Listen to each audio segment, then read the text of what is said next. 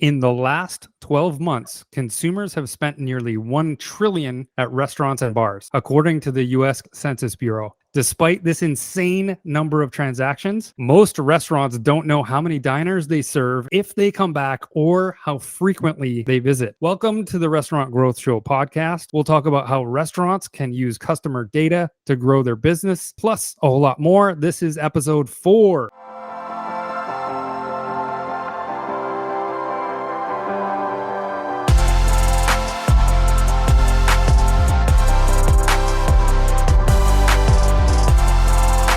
Hey, it's Gordon, and this is the Restaurant Growth Show podcast where we talk about how restaurants can use technology to boost their sales. We've got a lot to talk about in this episode, but first, let's introduce our guests. First, we have Jose Albas, co-founder and chief growth officer at Modern. With more than 25 years of online marketing experience, Jose has successfully founded and operated companies in software and hospitality. Jose's passion is to continue to build technology to help restaurateurs grow their businesses. Next, we have Alex Cook, VP of Sales and also a co-founder at Modern. Alex's experience in the hospitality industry spans 30 years, including 16 years selling POS solutions throughout North America. Alex's deep understanding of consumer behavior led him to pioneer hospitality mobile ordering solutions. Lastly, who am I? My name is Gordon. I am the resident digital marketer at Modern. I run a digital marketing program called 90 Days to Success, where I teach restaurateurs how to sell their food online. Gentlemen, how are we doing today? Great. Doing awesome, Gordon. Awesome. Who's doing what? Is anybody going to Rifflandia this weekend? Yeah, that's me. Awesome. Maybe one of you if you behave. If I behave. What am I doing wrong? Maybe. I have an extra wrist. An extra wristband. Good stuff. Thank you. Yes. All right. So I know there are a lot of ways to approach collecting, aggregating, and using customer data to grow your business. But today I want to narrow our focus and specifically talk about dynamic pricing and how it relates to data. For those who are unfamiliar with the term, dynamic pricing is a pricing strategy that enables restaurants to be more profitable by taking a data-driven approach to pricing. With physical menus, this was virtually impossible, but now with delivery platforms, first-party ordering systems, digital menu boards, and QR code ordering, restaurants are able to dynamically price at scale. Chipotle is a great example of a success story using dynamic pricing. In their spring earnings report, they credited pricing as one of the reasons why they saw major growth over the last year. So Alex, let's begin with you. Why should restaurants use dynamic pricing? Well, let's take a look at previously we looked at the point of sale systems as the tool to be able to gather information on how our business is going to operate, right? So we got the sales information, we have the sales mix, but one thing we don't have is we don't have any customer data, unless you're using like a loyalty program. So now when we look at all these different tools, if we can bring this into some sort of report that allows us to be able to identify who our customers are, where they're coming from, even their age groups. Now we have a better way to identify where we want to put some of those marketing dollars and initiatives, or even how to price certain items. So certain items might be priced at different times during the daytime than they are, say, at the evening as we're coming into a closing. But I can actually send a message out to let everyone know that between 7 and 9 p.m. on Monday, Tuesday night, which are your slow nights, we're going to offer a discount to get bumps in the seats, or to get people ordering online, or to get them to order delivery. So we can use this information a lot more powerfully than we could before, because we didn't have it. Now we have the data to be able to make smart decisions. Alex, is this an opportunity as well to reduce, say, food waste? Yeah, I mean, one of our corporate clients, they run probably one of our busiest as far as the number of transactions. They get up to 50,000 transactions a month going through the system, but there's no money exchange. So all the food is included in their services.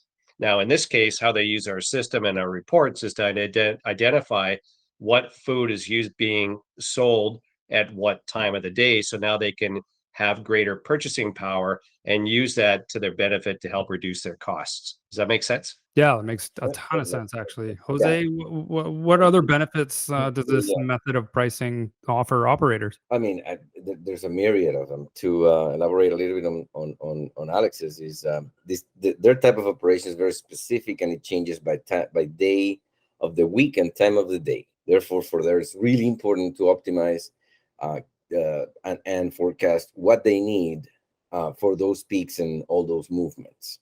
Just the nature of their operation. So the visibility that data gives them to make smart decisions and schedule supply accordingly has resulted in a very minimal amount of waste. Now, even before going too far into the technology, because I can go into that rabbit hole happily, the one thing that comes to mind is one, that traditionally the menu gets printed, which is a very slow process and very expensive. You need the covers, all this stuff, like just incredibly old, needless to say.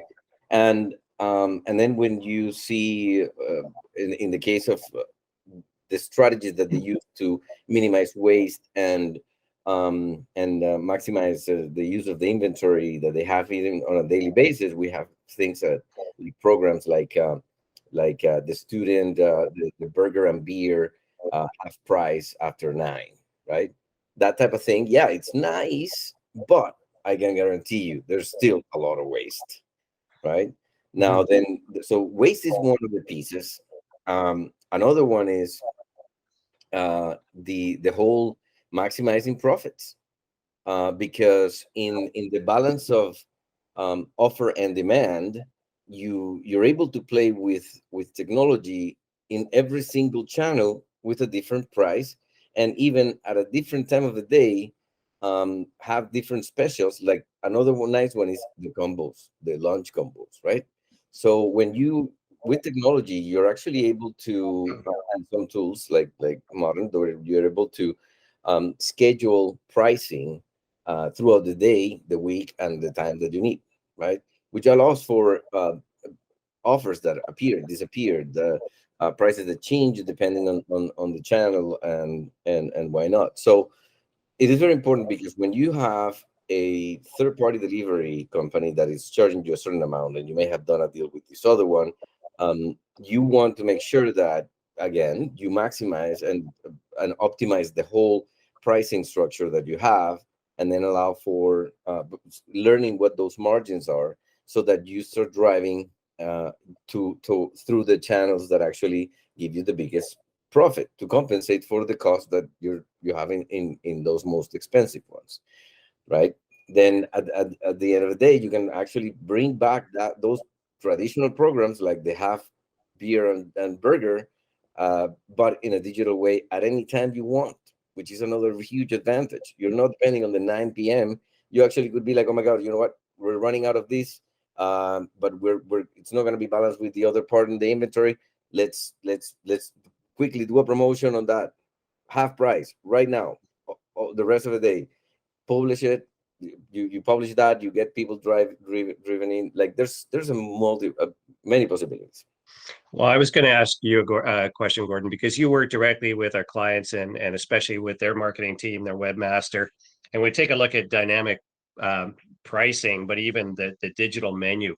So when you're dealing with and working with some of the webmasters, what I see is when I go to a website, a lot of these restaurants, you'll have in one tab, you'll have menu, and then another tab, you'll have online ordering. And my question is, why would you have a separate tab for a menu that is static? You have to go through a webmaster. The prices are changing regularly. Menu items themselves are going to change. You'll add items, you'll delete items, and instead use your menu tab that takes you directly to your online ordering link. So now you have live real-time menu pricing and messaging. So you use the landing pages as your communication tool. And the other benefit is now anybody who goes to look at the menu, the likelihood of them actually placing an order is greater than if they just went to look and explore the menu items themselves. And going a step further, they could register, be incentivized, and download the app. So now it's on my phone. So I think a lot of webmasters are still maybe short-sighted or not looking at the whole picture as to how this could actually be your menu tab as well as your online ordering solution. Yeah, you make a lot of really good points there. And actually I just got through a meeting with one of our clients, and he's their digital marketer. And I could see the light bulb starting to turn on when I was explaining how quickly it was to be able to update your menus, update your landing pages. But in terms of the website, I think that's still another channel of dynamic pricing. It may be a little bit more, a few more clicks to go through and update those, but there's obviously tools out there that can help automate that process. But back to what Jose was talking about, and I wanted to ask, are we witnessing the death of the physical menu? What's the use? Maybe you just print. Maybe if you want to have something printed, you have it, instead of having the price there, now you have it with images, with descriptions, with like a fun thing, and then something else, right? I think that there's the possibilities, maybe not the death, but maybe the transformation. Well, I'm just thinking with the state of inflation and supply chain issues, cost of goods are fluctuating almost on a daily basis. I mean, pretty much on a daily basis. Why wouldn't I go completely digital as a restaurant and react to those cost of goods as they're changing on a daily basis, and to maximize my margins? I'm failing to see the reason why I would have a physical menu. Let's ask our audience, why wouldn't Someone Well, write in. I got a good story, and it's kind of like leads into this. But Jose was there, but we went to a pub, and we got the menu. It's quite large, and the print was very small. So I asked the server, I said, "Do you have an old guy menu?" And she said, "Old guy." I said, "Yeah, one that I can read." And she came out with a menu that was 3 times bigger, so I could read it. I said, "Yes, that's perfect." Well, when you have a digital menu, of course, I could just choose whatever font I need, so I could also read it. So it has more than just one plus. There's several benefits to be able to have a digital menu. I couldn't believe that was You happening. know, nostalgia, and I can honestly say, as a guest, when I go into a restaurant, as used to going to my phone or looking on a digital board for menu items, I am very used to that, and I have no problem doing it. I do kind of like having a physical menu, flipping it over, playing around with it, sharing it back and forth across the table. But if I'm an operator, what's the point, really? There are so many advantages to being able to price your menu items and change your menu items at the click of a button, especially across all of the different channels. I'm really, really struggling to see why any owner wouldn't be completely digital. I don't know. I think just to add on that, Gordon, is the goal is always to take care of the guest. And so you've got the QR code for the generation that wants a QR code, and that's really, I don't have to wait for a server. I have my menu is right there.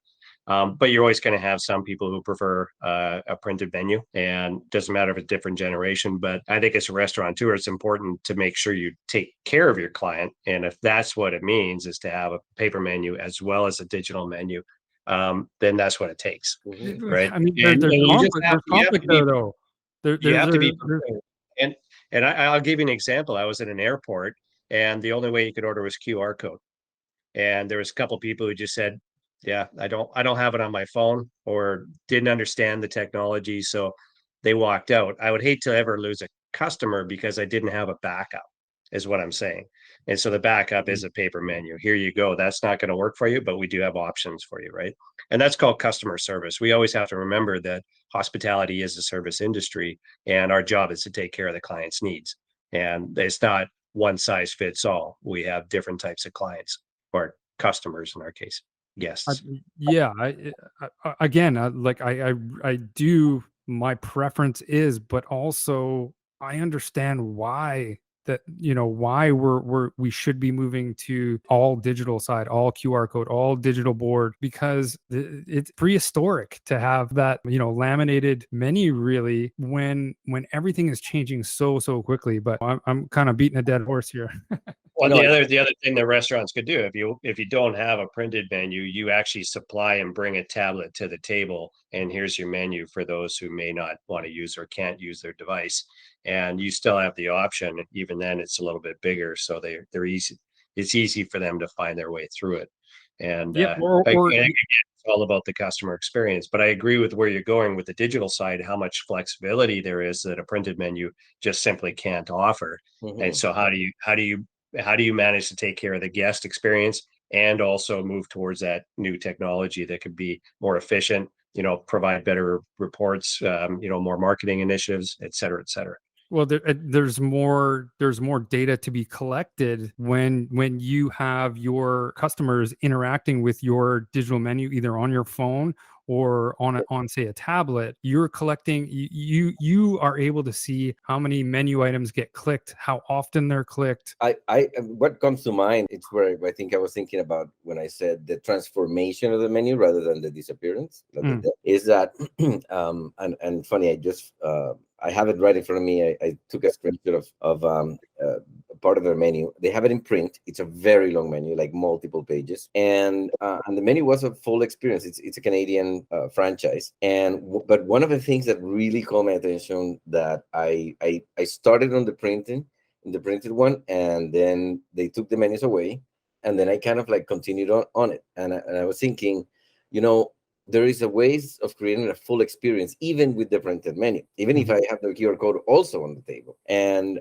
so every item in the menu had a little legend at the end that was funny. So one, and I relate to this one, said face of fried pickle, blah, blah, blah, blah, blah, the delicious description. And then at the end, comas save lives. For example, let's eat grandpa, or let's eat grandpa. That's actually one of my favorite jokes. Let's eat grandpa, or let's eat grandpa. Exactly. So then I'm like basically just going through a very long menu, just finding the jokes and reading them out loud, generating an experience with the other people I was with, having fun, right? And at the same time reading all this, it was a full experience with the menu. So I went from one to the other, which I thought it's always fascinating, because finally, after many years, QR codes are here to stay. It looks like they are. They absolutely are. Yeah. Oh, yeah. Absolutely. So one of the things that you could have is playing with an experience that where you have the physical menu and you have specific QR codes for each item that you can update and have a full experience with the pricing there as well, right, in the digital form. But one of the things that this is doing is giving you like literally almost what people are reading on. Like you have every reading of the QR code, incredible piece of information, of data that we have never really seen before, especially for physical. Alex? Just a question, just carrying on the data, because I think for some restaurateurs, data sounds fantastic. I'm getting all this data, but then the question comes, what am I going to do with it? How do I get all this data? How do I extract it? And I want to just bring this out there to either one of you to answer, because I think there's a fear still. There's an excitement. There's an understanding that it's important, not necessarily an understanding of why it's important, but more importantly, now that I have it, what do I do with it? And I'm going to go to another part is, what do we do to help our customers use that data? That's a really good question, and it's a dilemma of that has come through years and years. It's been always there, in the sense that from a bunch of numbers we get graphics. Oh, okay, right. From a bunch of graphics, you narrow it down to an understanding. So there's systems that then came up with ways of offering smart reasonings behind these graphics, helping make decisions so that you're more agile and you don't have to go through a course to understand it. And I think that what is the future of data for, and it's what I want in our marketing suite, is basically to bring out some of the fundamentals really clear, like a Coles note with 3 options of actions, potential actions, or recommendations to take. We already see this, like when you if you have Google AdWords or some of these advertising platforms, where they give you recommendations. It's hard to trust them, because you're like, oh, okay, maybe you're optimizing towards me giving you more money, but the recommendations are there. You can take them or not, right? So then I think that data can be taken down all the way to support the smart decisions, but most importantly, what are those smart business decisions that you could take so that then you can actually take action? Yeah, just to build on that, Alex, statistics tell a story with some personalized information about your customers. It gives you a much clearer idea, but you're absolutely right. Too much data can overwhelm anyone. I don't care who you are. We are inundated. So I guess to like be specific, you get the data, and especially when it comes to the marketing side, because what I hear from a lot of restaurateurs would love to do this great program. I don't have the time, right? And they're stretched thin. So touching on the point that what do we do to help clients to eliminate some of that pain of not knowing what to do with it and realizing there's not a lot of work, but we can certainly help, right? We guide them in the right direction. We start to do a little bit of a mentorship, build a program that they can now take over and follow that is successful. I'm gonna come back at you with a question though, Alex. We don't know what we don't know, right? Like you guys always say. What are the most important metrics in your experience to a restaurant? But what are the highest level metrics that you look for if you're running a restaurant? Well, I think in the past, it was always like, what's our menu mix, right? What am I selling so I can get the inventory that I need? What are my top selling items that create the highest profit margin, for example? What are the ones that are the lowest selling items that I can remove from my menu because they cost me money, but nobody's actually ordering them? Then it came into labor. So how can I manage my labor into my POS system or even manage my tables for reservations? So those are a lot of things that brought a lot of value.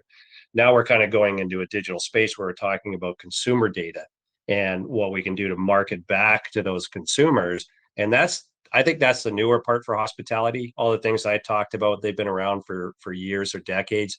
But we're going into a whole new era where we're capturing this information now that is really the buying habits of our customers. So I can tell you who our best customers are in particular, down to say a delinquent customer, someone who came and then they haven't come back for some time, based on the information that I'm getting from online ordering. In fact, if I went a step further and now say, well, we're doing this with delivery and we're doing this with table service, so taking the QR code that we talked about, now I place an order and the server brings it to my table, or I go to the bar to pick it up. Every time now I'm getting more and more data with each service that I'm adding on to my online platform. So not just thinking of it strictly, order ahead. It's order ahead. It's deliver ahead. It's order from your table. Think of golf courses. Think of in-room dining, pool service, all these other services that can be added. But what's the overall value? Think of big restaurants, how hard they have to work to get a customer, right? How much advertising they put out there. It's in the millions and millions, right? Hotels, same thing. Got to get your customer, got to get you as a guest. And then once they have some data, now they can start to market back to you in hopes to keep you coming back as a regular guest. So this is something that we can do, but we can do this as an economic value for anything from a small independent operator. But the same rules apply for a big chain, right?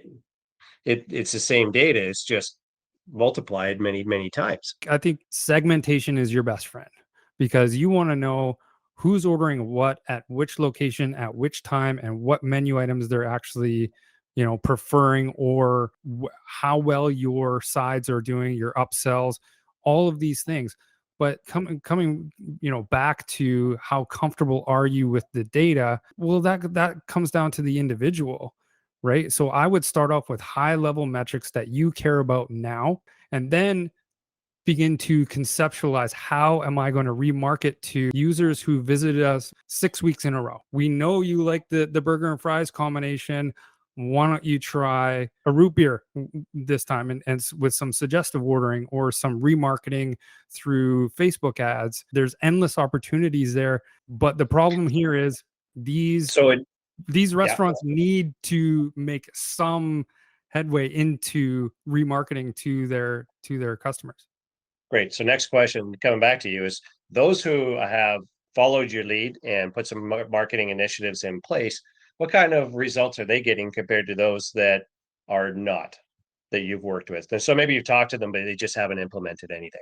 I mean, Yeah, I know that's not it's not a cut and dry answer, but No, is it noticeable? Can you see the difference? let me put it this way. To the organizations out there that are covering their bases with doing fundamental marketing activities across the main channels, those being email, social, SEO, and paid search, as long as they're covering their bases in some way, shape, or form across those channels, they will be successful. I can tell you that for sure. The issue here is that most, in my experience, most are not.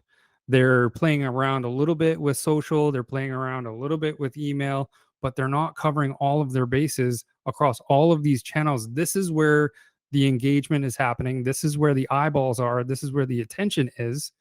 You need to be visible. You need to be creating impressions across these channels, and you figure it out from there. So a lot of these operators say they're just too busy, or they don't have the resources to be able to do that, and the resources for them is usually time.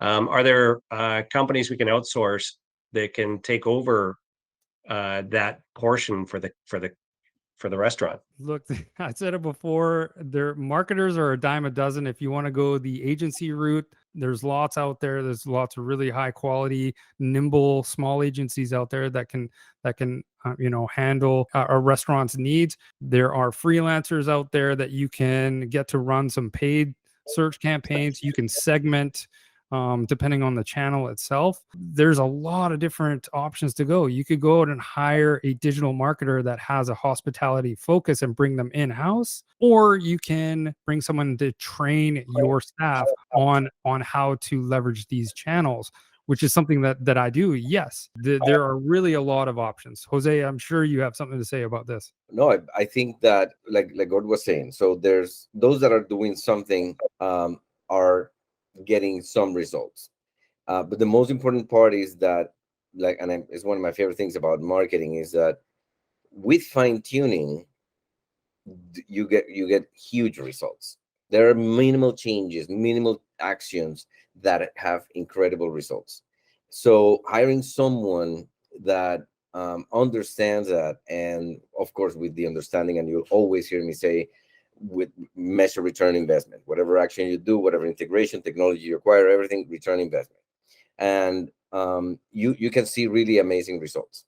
Like, it doesn't, you there's the pieces of technology that create all the difference in the world, and the beauty of this market is that it's so new. The online space for restaurants, and the technology space so new, that those that jump in now will get a huge advantage.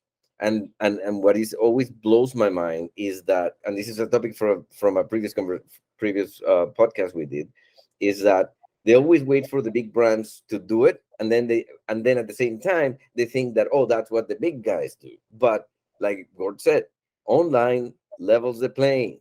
It's available to you too, and it's not that expensive, and it's not that difficult, and you can hire someone and you get results just like the big brands. The return is there. And going back to the example of Chipotle's, I just wanted to point out, they are a success story. They had a really huge year.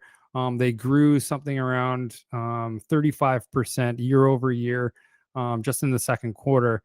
And I was poking around their Q2 earnings report, and I found out that 39% of their sales in Q2 were digital sales, right? So fast approaching 50% of this massive chain's sales are going through first party.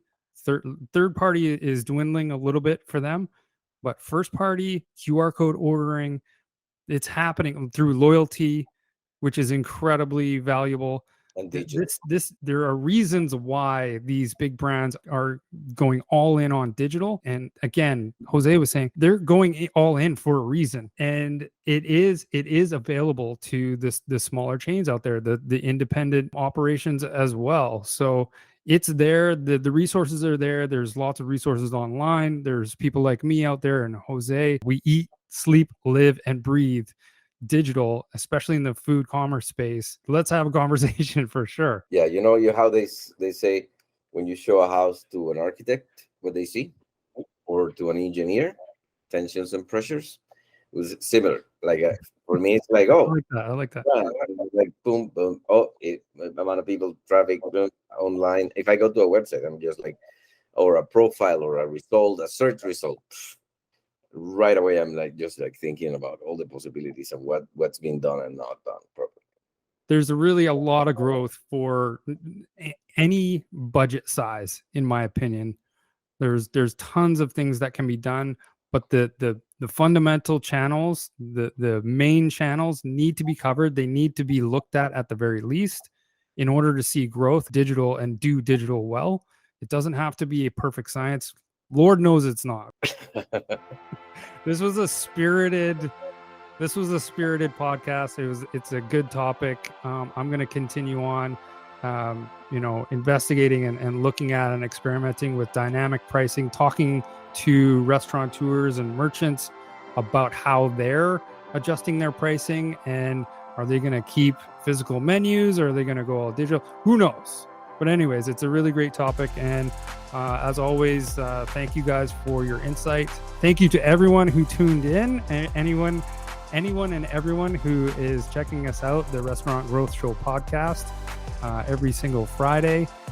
Gentlemen, enjoy your weekend, and we'll see you next week. Bravelandia. Raise the roof. Okay, Have guys. a good weekend.